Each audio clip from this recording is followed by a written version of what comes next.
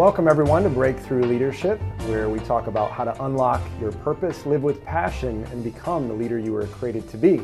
I'm Matt DeYoung. I'm Greg Yates. And we're so happy you're here today. And this is episode 9 of our season 1 of our blog here on YouTube. Thanks for joining us. And today we're going to talk about how to know the difference between a great team member and a great leader. So this is an exciting topic, I think. But as always, I'd like to just start off with an example of what do we mean. And maybe people can identify, Greg, with going from a fantastic team member to somebody who's a not so great leader.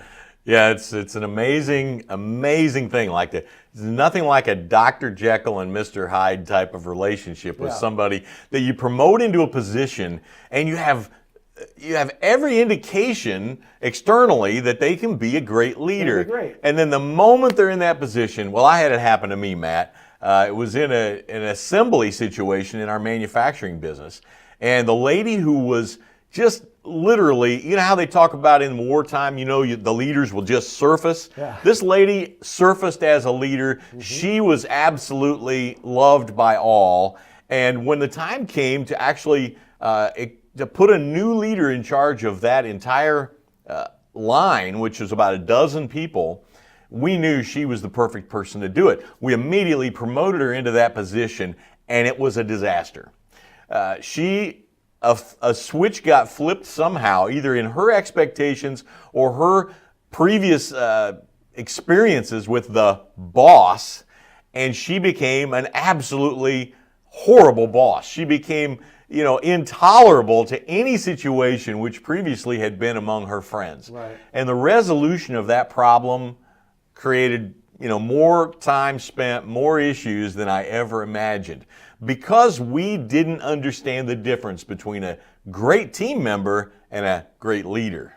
Now, Clearly, we have to get to a situation where people can be promoted and try them out, but we don't want a situation where we have to either salvage it or scrap it. Or we destroy it, yeah. Or we destroy it. Mm-hmm. So let's talk about some things that everybody could do, some simple things, universal things that everybody could do as leaders to help identify and invest between a team member and a leader of a team.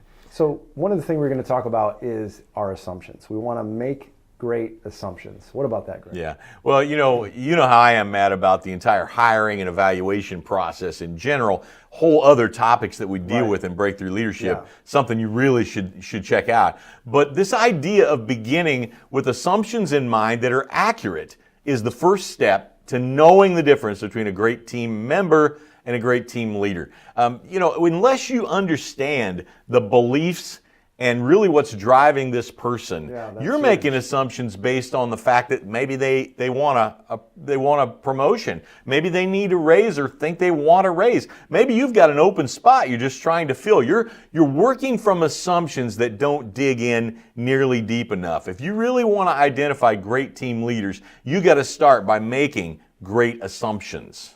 Yeah, great assumptions. So one of the most basic things is just what do they think about is leadership? How would they define leadership? That would be a great place to start. That's right. The second thing is making great evaluations. So how do you make great evaluations to identify better team members and leaders? Matt, one of the things that I always have tried to promote is the idea of testing early and often. And what do I mean by that? What I mean is you're developing a leadership pool, if you will. Right. You have leadership in training or managers in training. You have all of that in existence, whether you know it or not. In order for you to know whether or not somebody's going to be a great team leader instead of just a great team member, you have to make great evaluations. One of the things I think is critical in this, and I know we can't go into it in detail today, one of the things that's critical in this area is give opportunity without permanent promotion. Mm-hmm. In other words, you're going to give people opportunities to show you who they are. You're going to give those opportunities through perhaps projects that are going on or temporary assignments. You're going to open the door for people to show you and give you a chance to make great evaluations before you've made that step. And it doesn't always have to be a role-based evaluation, Greg. I mean, it could be, organizing the company party, a special project that doesn't have a financial impact. There's many different things, but those beliefs will come out. Yeah, well, what's critical, Matt, there is that these opportunities for these evaluations exist all the time, every day. Everywhere. You have to be aware of of this, and even before you're looking for a particular spot to fill, that terminal problem that we have of oh, I gotta put somebody in that chair. Before that happens, continue to fill your awareness with great assumptions and great opportunities to evaluate, great evaluations of these people. That's good. So we have to make great assumptions, to make great evaluations, and then the third thing we want to talk about is making great investments. You said that there's a leadership pool or a pipeline happening at all times. How do we make great investments to build leaders? You know, leadership development that's effective is a process of mentorship and apprenticeship, and that requires investment. It may at times be financial investment because you need to educate people to a level, and then sometimes that is an investment that determines their willingness to invest as well.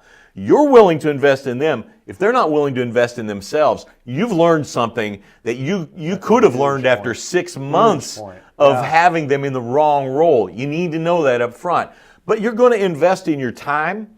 You're going to invest in opportunities, in things that maybe you could have done quicker by just picking somebody else or doing it yourself, and you're going to invest in that, and you're also going to invest monetarily. Somebody who you believe might have great leadership potential deserves a monetary investment where you demonstrate your willingness to develop them as a leader. Making great investments is another strategic and important pathway to developing great leaders instead of just great team members. And with any great investment, you can't get the return if you don't make the investment. That's right. So that's powerful. But look, thank you for joining us today in this video. Greg, if people would want to learn more about how to know the difference, identify the difference between team members and great leaders, what's one thing that you could give them today as a challenge? You know, my challenge to you would be, don't settle for just filling a slot in your organization.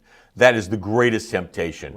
Always be testing and investing in your pool of leadership development. Always be testing and investing. Testing and investing. That's awesome. So we'd love to hear from you now. It's your turn to comment. You can use the comment below on this YouTube channel, or if you're watching on our blog, that's fine too. But join us in the conversations and let us know what are some of the things that you're doing to be testing and investing in your leadership pipeline. And of course, the greatest conversations happen with Greg and I over, and the whole community over at morethanbreakthrough.com. So add your comment now. And by the way, if you're not already signed up for our email list, I encourage you to do that right away on our website, and we'll send you some leadership resources that we don't provide anywhere else. In the meantime, and until next time, unlock your purpose, live with passion, and become the leader you were created to be.